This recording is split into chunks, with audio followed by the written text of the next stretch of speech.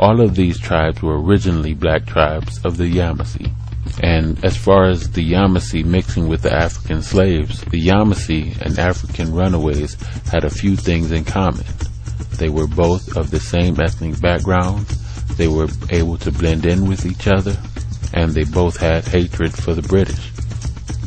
Throughout slavery, thousands of African slaves escaped the plantations and sought refuge with the neighboring Native American tribes. The natives had an incredible knowledge of outdoor survival and location. It is often believed that Harriet Tubman herself, who freed slaves via the Underground Railroad, was herself a black Native American because of her knowledge of the paths and the terrain. Many African slaves and Native Americans mixed. Even the red tribes took in African slaves. Some tribes even owned slaves. However, unlike the Europeans, Africans were mostly considered indentured servants and treated as human beings by their Native American owners. Today there are red Seminoles and black Seminoles, red Creeks and black Creeks, red Cherokee and black Cherokee. The Seminoles, they did oppose slavery. The U.S. Army prosecuted the Seminoles because they opposed slavery. The Seminoles realized that the people who were being sold into slavery were a faction of them, distant cousins, relatives in a way. The black Seminoles was the only tribe at the time that opposed slavery.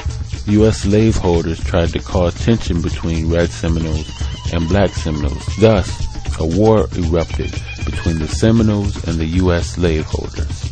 Seminoles and African slaves joined together and attacked slave plantations. General Andrew Jackson prepared to wipe out the Seminoles. Jackson gathered Creek tribes along the U.S. soldiers to destroy the Seminoles. This war lasted for decades and extended all throughout Florida.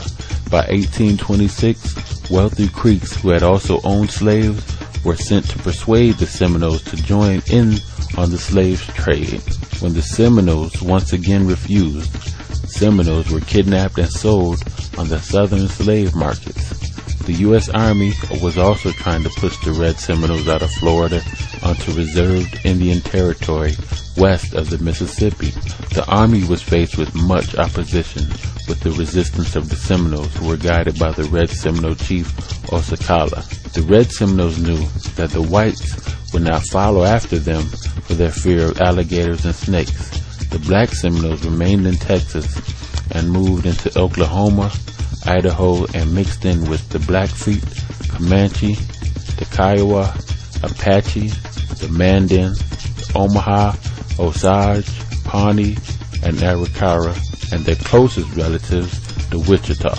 You know, people wonder if the actual Blackfoot Indians got their name because they were black Americans. And, you know, that's not necessarily so. The Blackfoot Indians got their name because they would stain their moccasins with burnt ashes. The Blackfoot tribe was at one time Saskatchewan Native Americans who relocated to the Montana in search for buffalo. The Blackfoot or Blackfeet consists of 3 divisions: the Siksika, the Kainai, and the Piegan. The entire group is known as Blood and are descendants of the Wichita Yamasee Moors. If you look closely at many Native American tribes, you can still see their African traits. You may wonder, are there any black tribes left? There is a woman named Verdiachi Washita Turner Gaston L. Bay, and she is the legal heir by blood to the Mason Rouge land grants that were willed to her by her great-great-grandfather Henry Turner. Verdiachi's land is the District of Louisiana, which is named after her great-great-great-grandfather's friend, Louis Bourguignon, who sold the land to Joseph de Maison Rouge in 1795. Joseph had a daughter named Anne, in which the land went to her. Annie named the land Louisiana after Louis and Annie. In 1848, the U.S. government took the Turners to court to take the District of Louisiana. However, the government lost, and the land was granted to the heirs of Henry Turner, Verdiachi Washita Turner Gaston L. Bay. Verdiachi has set up a sovereign nation of Washita Moors that is recognized by the United States government. The Subcommission on Prevention of Discrimination and Protection of Minority Workers Groups on Indigenous Populations recognized the Wichita as the oldest indigenous people on the earth. The U.S. government does not own the District of Louisiana, as we may believe. Also, the state of Georgia is owned by a Yamasee. It is documented. Many Native Americans signed treaties with the U.S. government, but never actually sold any of their land over. Technically, the land still belongs to the so-called Indians, not the federal government. So you may be wondering if I'm trying to say that out of the 550 some odd Native American tribes, they're all descendants of black people. I'm saying that all so-called American Indians descended from the Mexican Olmecs and the various African and Asian mixtures throughout. How does this make other Native Americans feel, especially today's Red Indian? It is important that we as Americans understand the origin of the so-called American Indian, and it is important that we accept the truth. Black Indians are no more native than the so-called red man in culture. The culture and religion that is practiced by today's Native Americans is the natural, non-theological concept of the Malian Moors of Africa, the Olmecs, and the Aztecs of Mexico, as well as the early concept of the mound builders. There are various tribes today that will admit to their African ancestry. The Hopis, Apache, Aztec, Zuni, Nez Perce, Miami, Blackfoot, Catawba, and Seminole all possess knowledge of African ancestry. What's more important is not the feeling concerning indigenous people, but more so the truthful data and the validity and acceptance of that data. You may be asking, why do Red Native Americans believe that they are the first? Well, many Red Native Americans are well aware of the information that I've just presented to you, and some are not aware. Tribes like the Hopi, Aztec, Apache, Pueblo, Seminole, Creek, Tuscaros, and Susquehanna have documents in their possession that tells the stories of the black gods who gave them birth. In fact, the Hopi Book of the Stars that was given to them by the Dogons tells that when the forefathers, Africans, reclaim their throne, the black and red tribes will join together and overcome their oppressors.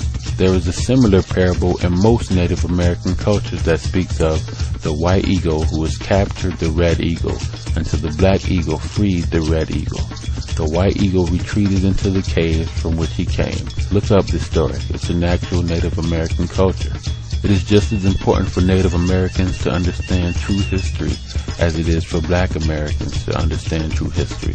Blacks have been convinced that they are all ex-African slaves. Of course, this is a lie. There had been blacks in this country for thousands of years before the first Europeans.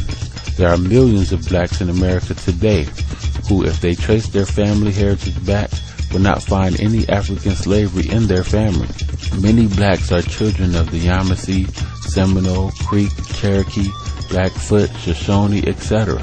However, the U.S. government, in order to protect their best interests, has kept most of this information and true history from us. The U.S. government has convinced us to classify ourselves as a title that the European political system created in order to place us in a certain social bracket, African American. As an African American, we have no inalienable or indigenous rights under the Constitution. Even worse, as an African American Christian, we dig an even deeper hole for ourselves. As black Christians, we have to admit two things. We are former slaves by calling ourselves African, and we are former slaves who converted to the slave owner's religion. Thus, we sever any connection to sovereignty or self-identity. As African American Christians, we literally become dependent on the government and relinquish all indigenous and self-governing classifications. Thus, we throw ourselves under the mercy of the U.S. judicial system. Native Americans have what is called autonomy or self-government, similar to diplomatic immunity. As indigenous people, we have the right to set up our own sovereign nations. We govern our own judicial, legislative, and penal system. As African Americans, we waive the right of self-governing and indigenous rights by admitting that we are immigrants, came over from somewhere else, and not indigenous.